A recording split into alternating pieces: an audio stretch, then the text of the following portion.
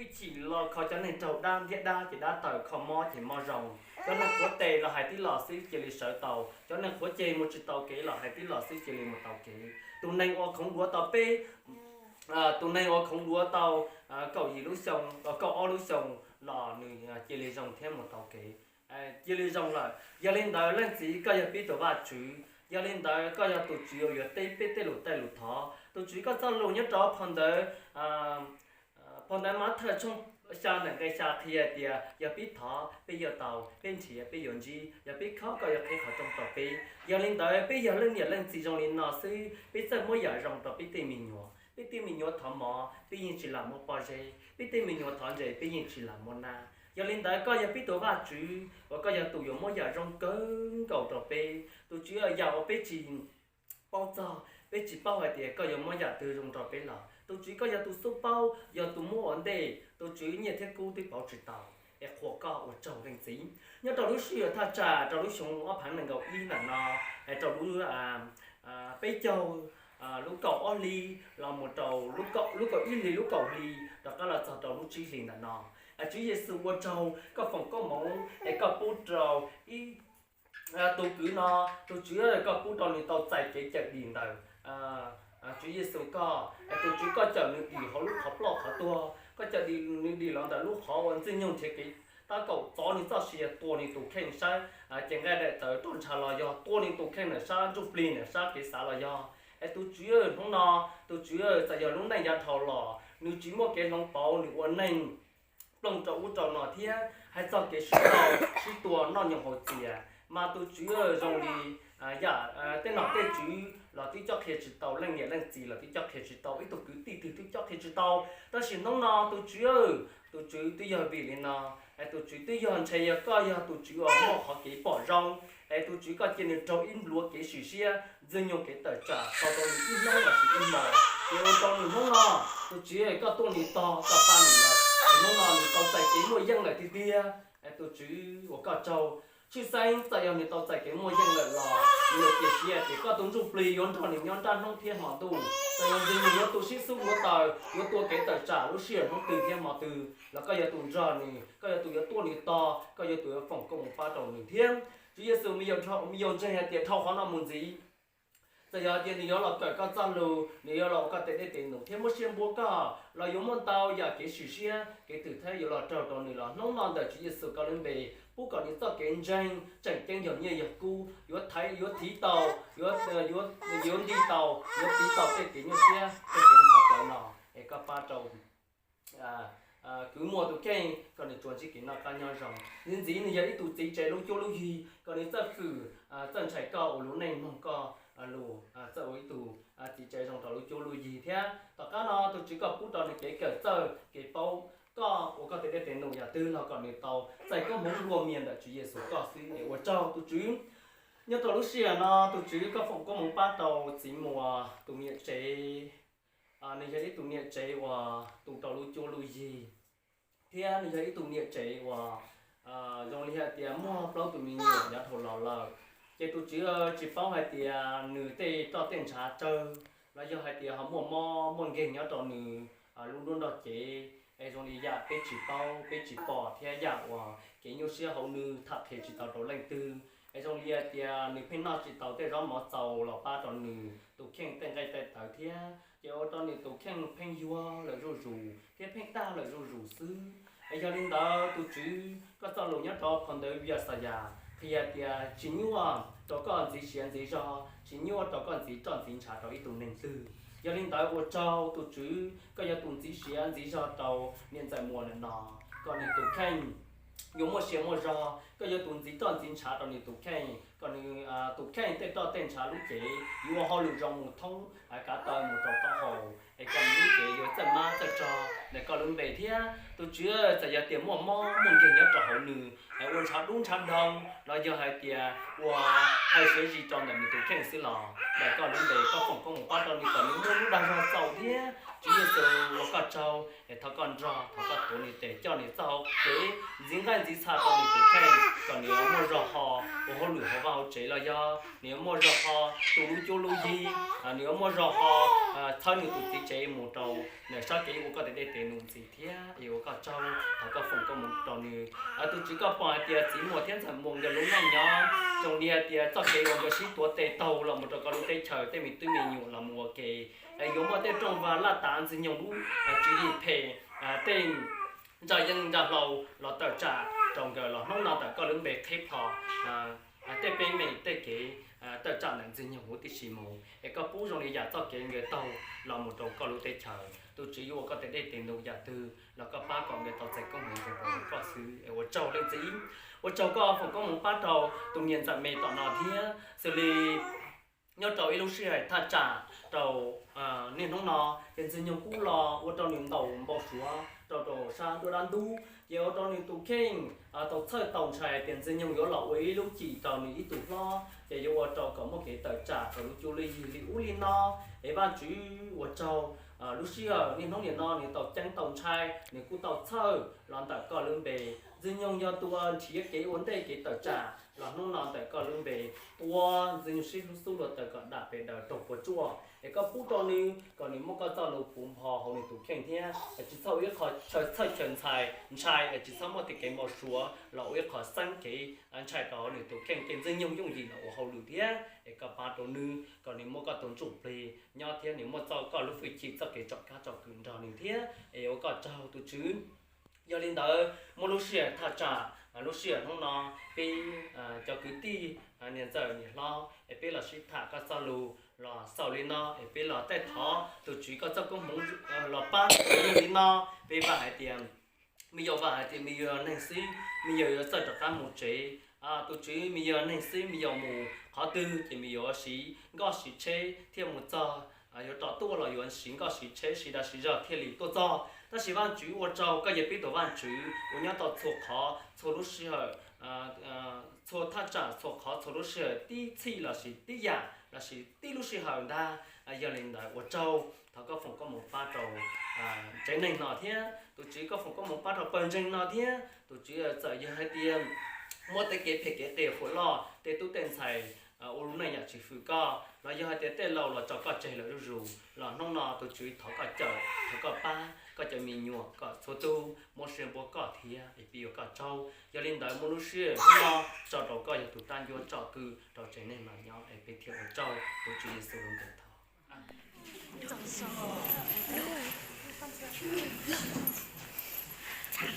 thọ chính tổng cho biết chọn tranh nhỏ thầu lúc xưa hồi số lúc liền nè thầu lúc xưa hồi của bên nó chỉ dùng trong mỏ là chỉ ít mà bên lúc kể chạy tôi chỉ tàu sầu này lúc kể chạy tháo ăn chủ trong lúc nào tôi chỉ tàu sầu chỉ bên nó chỉ dùng trong mỏ bên bác sĩ thì chuyển ba là bên những cộng đồng đầu bên họ tháo tận một lọ thế một con đấy họ thì ít rồi họ thì ăn gì mà thầu bên nó chỉ dùng trong mỏ là chỉ chạy bên sẽ là sợ chỉ bên yêu sợ một sao lúc kể chạy sầu lúc kể chạy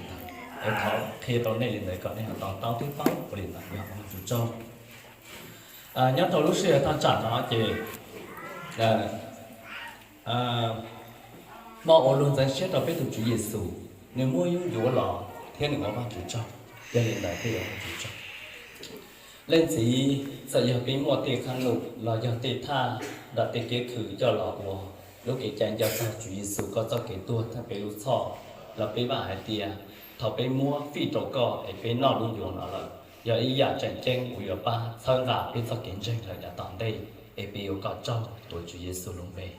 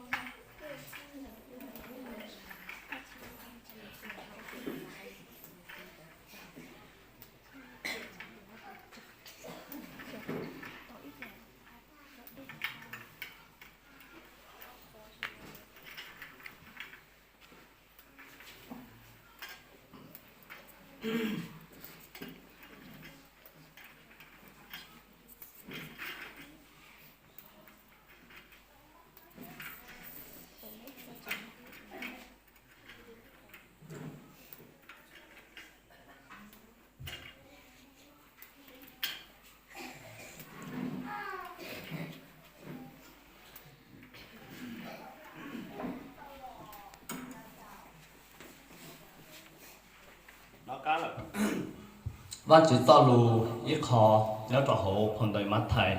trong này ngồi trâu ngày mình ngồi trâu phèn xe mà nếu hay sao hay tiền có là luôn chủ nó do nhiều lúc chị để biết chị đi xài một nó nè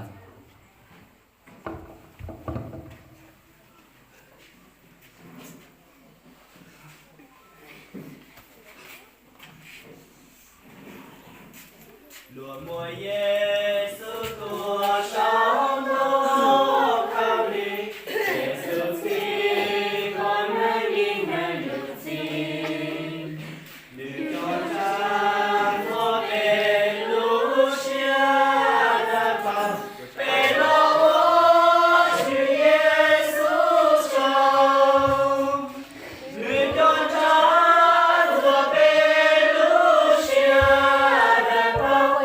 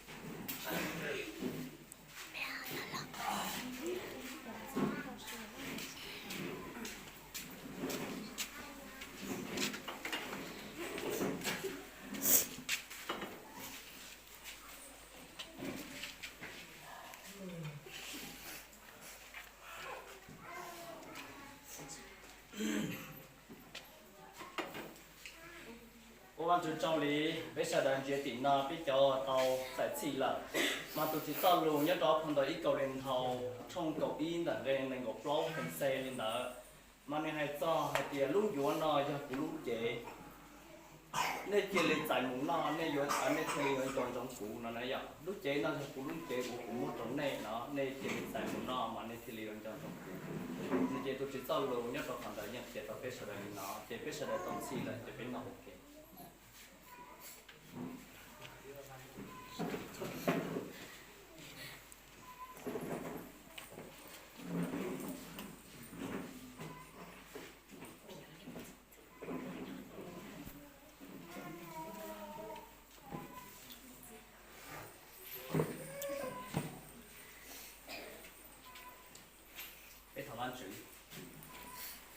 văn chữ có giờ phải lên gì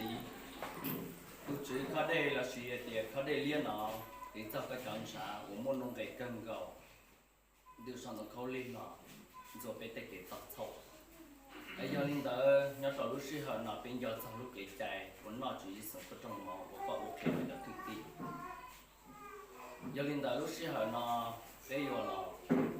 học có đây liên thì có tu chữ nhớ chuẩn bị để bây giờ có trong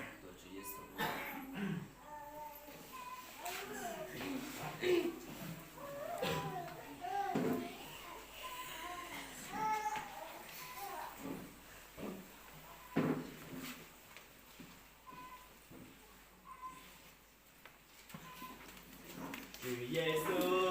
cho tràn con nước sông đầu về thiên tao lo phát chữ trên trần đầu đừng cho thế nó của phát chữ trên này Giêsu về tu cho sanh đừng cho thế nó của phát chữ trên này cho về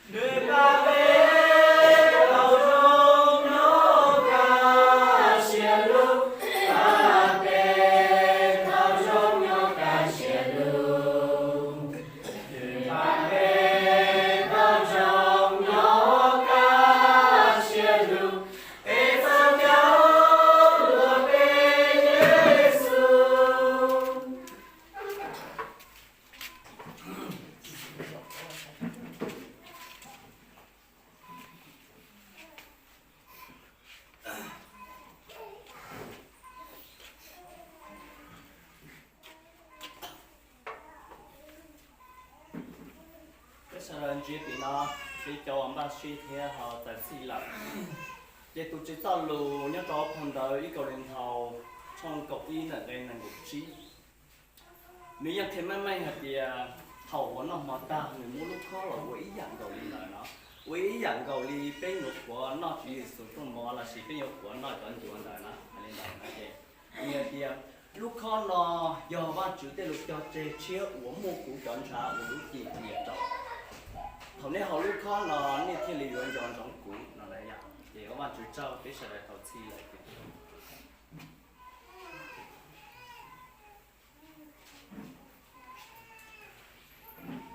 thì là phải lên gì tôi nhớ sọ của chiến tranh nó có trả lời phụ có đến đây nó có là cả những nó bắt đầu bây giờ trời có suy nghĩ bây giờ chỉ sẽ lên nhớ sọ tôi có trời có suy nghĩ nó có không bao giờ biết nó lúc nào nó có trả lời để bây giờ chỉ số tôi có xong bây giờ nó có chỉ là để cái xong để cho cái nó có ba cái bây gì để nó sẽ để vì cái là không đủ theo vị trí phải sang cả những vị trí cái RAM này đang chứa dữ liệu hết bao nhiêu phần trăm, đang chứa trong cái thanh RAM á, nó đang chứa dữ liệu trong đấy hết bao nhiêu phần trăm, ổ đĩa đang chạy ở bao nhiêu phần trăm thì nó sẽ hiển ở đây. Nhưng mà có một cái này đó, nó sẽ có luồng xử lý cho chúng ta thấy rất là nặng. CPU đang chạy với 2,56 GHz rồi, đang sử dụng ở mức độ này nó hiển này. Sau đó socket là một RAM này có 2 core tức là 2 nhân này, một CPU nhưng mà 2 nhân và 4 số luồng làm việc là 4 luồng. Cái đĩa này, memory này là cái RAM của mình á, bộ nhớ RAM của mình 3,9 GB nhưng mà đang sử dụng 2,2 GB dữ liệu chứa tạm của nó. Tức là cứ đưa vào trong này. Tất cả dữ liệu đưa trong RAM, beta tổng tàu văn bản các kiểu mà chưa beta tổng tàu văn bản beta chỉ tàu lưu á. Cái nhiệm vụ của thằng RAM là tất cả sẽ lưu lên trên thằng RAM hết. Nhưng mà một khi mất điện một cái thì thằng RAM này sẽ xóa trở về con số 0. Mất điện này, tức là cắt nguồn, giữ nút nguồn hoặc tắt nguồn. Thì dữ liệu trong thằng RAM này nó sẽ xóa hết. Nó sẽ xóa hết. Nó không nhớ, nó không lưu, nó chỉ là đọc tạm thôi. Nó chỉ là lưu tạm thôi. Nên là thằng RAM cũng rất là quan trọng. Cho nên là cũng phải tùy thuộc vào nhu cầu. Ví dụ là Bút xa view ở máy cho là chơi game thì chắc chắn người ta sẽ chọn RAM từ 8GB trở lên. Nhưng trong máy là Office đây người ta cũng chọn từ 8GB trở lên. Để chỉ cần tóm tóm tá thể thứ người ta sẽ không bỏ tiền vào thừa vào mua con RAM 8GB vào 16GB. Tại vì chả bao giờ dùng đấy. Tí xà dù ba xia thì vô máy tóm tóm tá thứ đó ta chỉ mùi vô mà. Vô chủ yếu i9 thôi. Mà chip cũng phải chip thường, chip XE thôi. Là riêng con chip thôi cũng rơi vào tầm 20-30 triệu rồi. i9 nữa chứ, thế hệ mới nhất nữa chứ. Cả hai chỉnh một vô RAM rồi cũng một vô 32GB nữa. 32GB RAM nữa. Tức là cái RAM nó dù chúa sử dụng tầm cỡ 3GB, lệnh tổng tóm tá tản ho tốt nhất 3GB mà mình cho hẳn 32GB, thừa hẳn 11GB vứt. 29GB vứt. Đó, tức là thừa mình để đấy chả bao giờ dùng đấy, nó phí. Trong khi đó thanh RAM này cũng là tiền, cái này cũng là tiền. Ví dụ cái CPU này cũng tính lúc i9 người ta có thể chip thế hệ mới nhất chip E chẳng hạn thì cũng là tầm 30 triệu đi cái chip đấy, 30 triệu cái chip rồi, chưa tính cái vỏ máy các kiểu màn hình, 30 triệu con chip rồi. Cái RAM 32GB cứ ra là khoảng 16 triệu nữa đi, riêng con RAM 16 triệu, 30 triệu cái này thành 46 triệu rồi, chưa tính cái vỏ máy. Cái màn hình này người ta tính gọi là màn hình xịn, cứ rơi vào tầm có 5 triệu cái màn hình nữa. Cái vỏ máy, cái màn hình tất tần tật rơi vào khoảng 10 triệu nữa. Rồi tổng tất cả cái máy này mình mua hết 70 triệu, mình về chỉ viết văn bản, chả dùng cái gì. Thế phí quá. Rồi. Cho nên là những cái gì cũng cần. Như là ra mình sau là tê sáu tông tên là MacBook chỉ lót tới tê cái mình ý dạng máy ra chỉ mà mấy lúc mà họ key chạp hoặc là mình tụi Key là bởi vì người ta dùng chip, người ta dùng cái RAM này này. Và một cái rất là đặc biệt nữa, đó chính là đồ họa cạc rời. Cái này thì không nói rồi. Tại vì thế mà nó sao tôi mà lại thấy nó sâu khó như